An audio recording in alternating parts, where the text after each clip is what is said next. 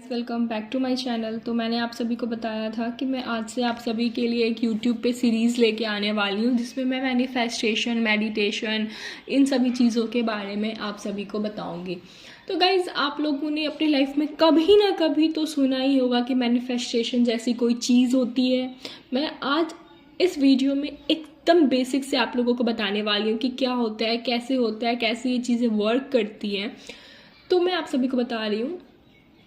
सबसे पहला थॉट तो आपके दिमाग में आ रहा होगा कि दीदी आपने ये ट्री ही क्यों अपने सामने लगाया है इस वीडियो में। हर चीज़ के पीछे एक रीज़न छुपा होता है।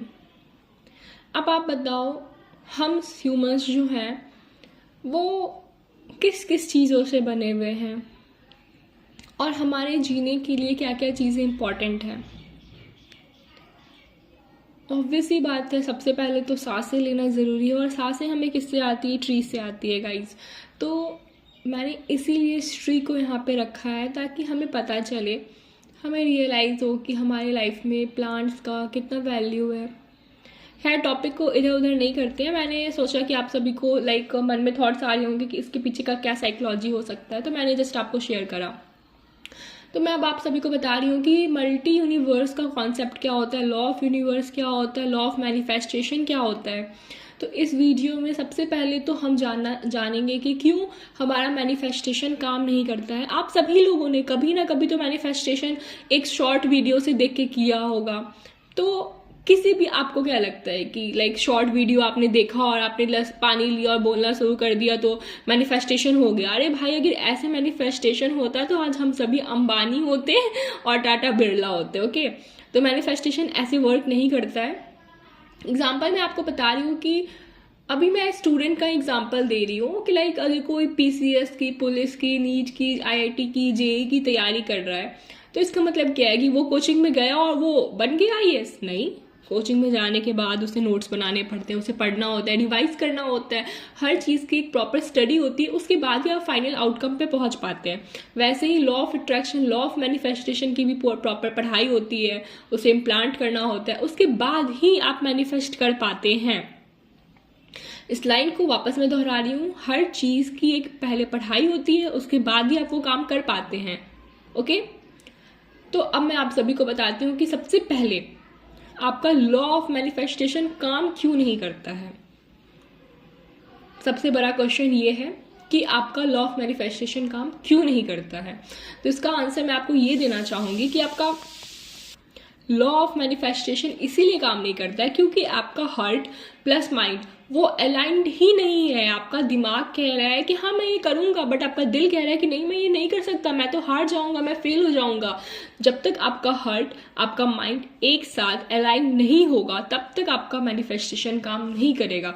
तो मैं आप सभी को यही बताने आई हूँ कि आपका हार्ट प्लस आपका माइंड एक साथ कैसे अलाइंड हो सकता है, आप उसको कैसे अलाइन करेंगे और 2026 को अपना बेस्ट वर्जन कैसे बनाएंगे आप 2026 में। तो सबसे पहले मैं आप सभी को ये बताना चाहूँगी कि जस्ट फॉर एग्जाम्पल, हर कोई दुनिया में बिलियनर बनना चाहता है, रिच बनना चाहता है, हर कोई चाहता है कि मेरे पास मर्सिडीज़ हो, बट हर किसी के पास तो मर्सिडीज़ नहीं है ना। क्यों नहीं है? क्योंकि उसका दिमाग कह रहा है कि उसे मर्सिडीज़ चाहिए, बट उसका दिल कह रहा है कि नहीं भाई तू नहीं कर सकता। बट दिल ये क्यों कह रहा है? यह हमारे पास्ट के ब्लूप्रिंट्स होते हैं। यस, ये हमारे पास्ट के ब्लूप्रिंट्स होते हैं, हमारा बिलीफ होता है, हमारा बिलीफ सिस्टम होता है, हमारा इमोशनल एलिमेंट होता है। क्यों ये कह रहा है कि नहीं भाई तू नहीं कर पाएगा? क्योंकि आप कोई एक्शन ही नहीं ले रहे हो। अगर आप एक्शन लेते तभी अलाइनमेंट होती, तभी होप्स होते ना। अब ये बात मैं आपको बता दूं कि लॉ ऑफ अट्रैक्शन आपके माइंड प्लस आपके हार्ट का कंबाइंड कनेक्शन है। सिर्फ आपका दिमाग सोचने से नहीं होगा, ऑब्वियस सी बात है। आपको एक्शन लेने पड़ेंगे, एफर्मेशंस लिखने पड़ेंगे डेली बेसिस पे, उसके बाद ही आप अपनी वाइब्रेशन को इंक्रीज कर पाएंगे। यस, हमारे अंदर वाइब्रेशंस होती हैं। अभी आप बहुत लो फ्रिक्वेंसी पे वाइब्रेट कर रहे हो, बट आपका जो डिजायर है, जो आपको चाहिए, वो बहुत हाई फ्रिक्वेंसी पे है। तो पहले आपको अपना फ्रिक्वेंसी इंक्रीज करना पड़ेगा। उसके लिए आपको डेली बेसिस पे अफर्मेशंस बोलने पड़ेंगे, लिखने पड़ेंगे, उसको विजुअलाइज करना पड़ेगा, उसको फील करना पड़ेगा। जब आप विजुअलाइज करते हो तो आपके गूज़बम्प्स आते हैं, तो आपको फील होता है। Feeling plus emotion plus alignment plus actions is called manifestation. हाँ, ये मैनिफेस्टेशन का फॉर्मूला है। आप चाहें तो अपने नोट्स में उसको लिख ले। मैं जो जो बोल रही हूँ आप उसे अपने नोट्स में लिखते चले जाएं, जो भी आपको लगे कि आपको उसको लिखना चाहिए। खैर मैं पॉइंट आउट कर दूंगी। तो आप लिखें affirmation plus emotion plus visualisation plus aligned action equal to manifestation. ये चीज़ें जितनी नॉर्मलाइज लग रही हैं सुनने में, उतनी होती नहीं है। अब आप मर्सिडीज चाहिए आपको, जस्ट फॉर एग्जाम्पल, आप उसको विजुअलाइज ही नहीं कर पाओगे। अगर विजुअलाइज कर लिया तो फील नहीं कर पाओगे। क्यों नहीं कर पाओगे? बिकॉज आपने अलाइन्ड एक्शंस नहीं लिए हैं उसके लिए। आपने कभी मर्सिडीज देखी नहीं है, तो पहले मर्सिडीज के शोरूम में जाओ, उसे टच करो, उसे फील करो, फिर वापस आओ, फिर आप एक्शंस लो। मतलब जो काम आप कर रहे हो जिससे आपको लगता है कि हाँ मैं ये करके आगे मर्सिडीज खरीदने लायक बन जाऊंगा, तो उस काम को प्रॉपर डिसिप्लिन में करो। उसके बाद उस चीज़ को विजुअलाइज करो। ओके, डेली अफर्मेशंस लिखो 3 बार सुबह। 369 मेथड्स के बारे में आप सभी में से किस किस ने सुना है? बहुत लोगों ने सुना होगा, बहुत लोगों ने ट्राई किया होगा, मगर हुआ नहीं होगा, है ना? तो पहले आपका मेंटली रीवायरिंग करना ज़्यादा ज़रूरी है। आपके मेंटल स्टेट को रीवायर करना ज़्यादा ज़रूरी है, तभी आपका मैनिफेस्टेशन काम कर पाएगा ना। जब आप अपने पुराने बिलीफ सिस्टम को तोड़ोगे, अपने नई आइडेंटिटी को क्रिएट करोगे, तभी आपका लॉ ऑफ मैनिफेस्टेशन वर्क कर पाएगा। अब आप सभी मुझे बता दें कि यहाँ तक की बातें आप लोगों को ज़्यादा हार्ड तो नहीं लगी। मैंने काफ़ी हेवी टर्म्स को अपने सिंपली डिफ्रेंशिएट करने के अपने तरीके से पूरी ट्राई की है। बट आप लोगों का कहीं पे भी कोई भी डाउट आए तो आप कमेंट सेक्शन में लिखें, मैं उसका रिप्लाई ज़रूर दूंगी। और आप पहले तो डायरेक्ट ऐसे टेक्निक्स पे मत जाइए। आप अपना पहले मेंटली रीवायरिंग करिए अपने दिमाग का, अपने हार्ट को अपने माइंड से कनेक्ट करिए। उसके बाद ही मैनिफेस्टेशन काम करेगा।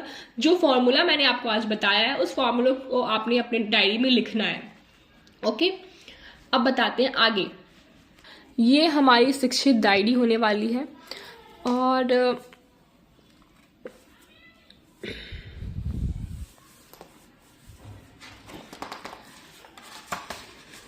मैं आप सभी को दिखाती हूँ कि हम लोग क्या क्या टॉपिक पढ़ने वाले हैं। काफ़ी लोगों ने रिलेशनशिप को लेकर के मेरे को कमेंट किया था कि दीदी इस पे वीडियो बना दो।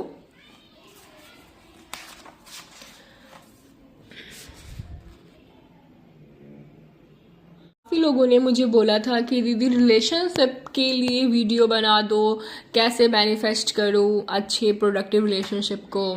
तो मैं आपको बता रही हूँ कि आप रिलेशनशिप को, ऑब्वियस सी बात है, आप सब कुछ मैनिफेस्ट कर पाओगे अपने लाइफ में, बट पहले आपके हार्ट को आपके माइंड के साथ कनेक्ट करना पड़ेगा, उसके बाद ही ये हो पाएगा। तो उसके लिए पहले आपको कुछ टर्म्स समझने पड़ेंगे, not the basic not the advance. Mindfulness to manifestation, vipassana. सबसे पहले आपको इस टर्म को समझना पड़ेगा, अपनी डेली लाइफ में उसको इम्प्लांट करना पड़ेगा। उसके बाद आता है यूनिवर्सल लैंग्वेज। हाँ, यूनिवर्स आपसे बात करता है, ऑब्वियसली यूनिवर्स आपसे बात करता है, आपको बस उसकी लैंग्वेज को समझने की जरूरत है। The 4 great element.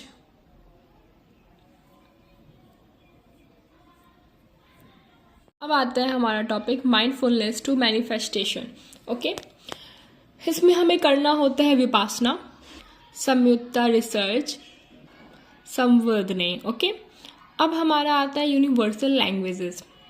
ये बहुत इंपॉर्टेंट होने वाला है गाइस, यूनिवर्सल लैंग्वेज। आपको पता है यूनिवर्स हमसे बातें करता है। हाँ, यूनिवर्स हमसे बातें करता है, वो हमें बहुत सारी चीज़ें बताता है। बस हम इंसान जो होते हैं वो अपनी डेली लाइफ के भागदौड़ में उसे समझ नहीं पाते, या फिर हम अपने आप पे काम नहीं करते, इस वजह से हम उस यूनिवर्सल लैंग्वेज को समझ नहीं पाते हैं। आप सभी के साथ बहुत बार ऐसा हुआ होगा लाइफ में, लिटरली बहुत बार, कि आपको लगा होगा ये तो होने वाला है और वो हो जाता है, या फिर आपने बोला और वो हो गया। ओके, तो ये क्यों होता है, कैसे होता है, वो भी मैं आप सभी को इस सीरीज में अच्छे से बताने वाली हूँ। तो आप लोग इस सीरीज से कनेक्टेड रहे और मेरे चैनल को सब्सक्राइब करना ना भूले। मेरे चैनल को जरूर सब्सक्राइब करें अगर आपको ये वीडियो प्रोडक्टिव लग रही है तो। चलिए आपको बताती हूँ the universal law, the 4 great elements महाभूता, पार्थवी धातु, universal law first. First universal law क्या कह रहा है? You and universe do not understood negative reference, no और not, where the attraction goes the energy flows. Yes, universe जो होता है वो ना और निगेटिव ऐसा कुछ होता ही नहीं है। अब आप लोग सोचोगे ये क्या बात हो गई? You and universe do not understand the negative reference. आप और यूनिवर्स निगेटिव रेफरेंस को नहीं समझते हैं। Where the attention goes energy flows. मैंने बोला ना कि आप लोग बोलते होगे और वो चीजें हो जाती है। कैसे हो जाती है? जहां आपका अटेंशन जाता है वो चीजें हो जाती हैं। यस। अब बहुत लोग सोच रहे होंगे कि बोलने से हो जाता है तो भाई मैं तो बहुत कुछ बोलता हूँ, वो क्यों नहीं होता? भाई कॉन्शियसली और सबकॉन्शियसली दो टाइप का ब्रेन होते हैं हमारे। 95% हमारा सबकॉन्शियस ब्रेन होता है और रेस्ट 5% हमारा कॉन्शियस ब्रेन। तो नो और निगेटिव का कॉन्सेप्ट मैं आपको पहले समझाती हूँ। आपने लाइक सोचा होगा कि भाई ये ना हो, ये ना हो, ये ना हो, ऐसे प्रिडिक्ट कर रहे होते हो कि भाई ये ना हो, ये ना हो, ये ना हो, और वो हो जाता है क्योंकि आप सोच रहे हो कि ये ना हो, बट उसमें हो तो रहा है ना। आप सोच रहे हो कि ये ना हो, बट आप सोच रहे हो कि ये ना हो। मतलब क्या है इसका? कि मैं एग्जाम में नहीं, मैं ऐसा एग्जाम्पल नहीं लूंगी। लाइक बारिश ना हो, बारिश ना हो, बारिश ना हो, और बारिश का मौसम है और आप सोच रहे हो कि बारिश ना हो। अब इसमें क्या होता है कि लाइक बारिश का मौसम तो है और आप बार बार बारिश के बारे में सोच रहे हो तो बारिश हो जाती है, क्योंकि नहीं, नॉट वाला कोई कॉन्सेप्ट यूनिवर्स को पता ही नहीं है ना। यूनिवर्स नॉट वाला बात सुनता ही नहीं है। अगर तुम उस चीज के बारे में सोच रहे हो तो तुम्हारी एनर्जी उधर फ्लो हो रही है। अब एनर्जी फ्लो हो रही है तो ये तो एनर्जी नहीं समझ रही है ना कि तुम ना बोल रहे हो चाहे हाँ बोल रहे हो। एनर्जी बस ये समझ रही है कि तुम इस चीज के बारे में सोच रहे हो। आया कॉन्सेप्ट समझ में? नहीं आया तो वापस बताऊंगी। Where the attraction goes energy flows. जहां आपका अटेंशन, अट्रैक्शन जहां आपका जा रहा है, आप जहां पे जिस चीज के बारे में सोच रहे हो वहां पे एनर्जी फ्लो हो रही है। Where the attention goes energy flows. आप अगर बारिश के बारे में सोच रहे हो, बारिश की मौसम है तो बारिश होगी। अब भले सोच रहे हो कि ना बारिश ना हो, नहीं हो, नहीं हो, बट आप उसके बारे में सोच रहे हो तो बारिश होगी। आया समझ में? एक बार और बताऊं, किसी और एग्जाम्पल को लेके बताती हूँ। अब एक छोटा बच्चा है, साइकिल चलाने के लिए सीख रहा है, ठीक है, और आप सोच रहे हो कि बस ये ना गिरे ना गिरे ना गिरे, बट अल्टीमेटली आप सोचते हो कि वो गिरने के बारे में तो आप सोच रहे हो ना। भले सोच रहे हो कि ना गिरे, बट गिरने का तो सोच रहे हो ना, तो वो गिर जाएगा। हाँ, वो गिर जाएगा क्योंकि आपका पूरा अटेंशन गिरने पे है। And where the attention goes energy flows. आपका अटेंशन गया, आपका एनर्जी फ्लो हो गया। अब मैं आपको लाइव एग्जांपल बताती हूँ। किसने बचपन में इमली खाई है? सही से बताना, किसने बचपन में इमली खाई है? सोचो, इमली के बारे में सोचो इमली कैसा था। आपने इमली हाथ में उठाया, आपके हाथ में इमली है, आप उसको धीरे धीरे अपने माउथ के अंदर ले जा रहे हो, आप इमली खा रहे हो, आप सोच रहे हो इमली के बारे में, आपने इमली खाई, फील करो इमली को, इमली खा रहे हो आप।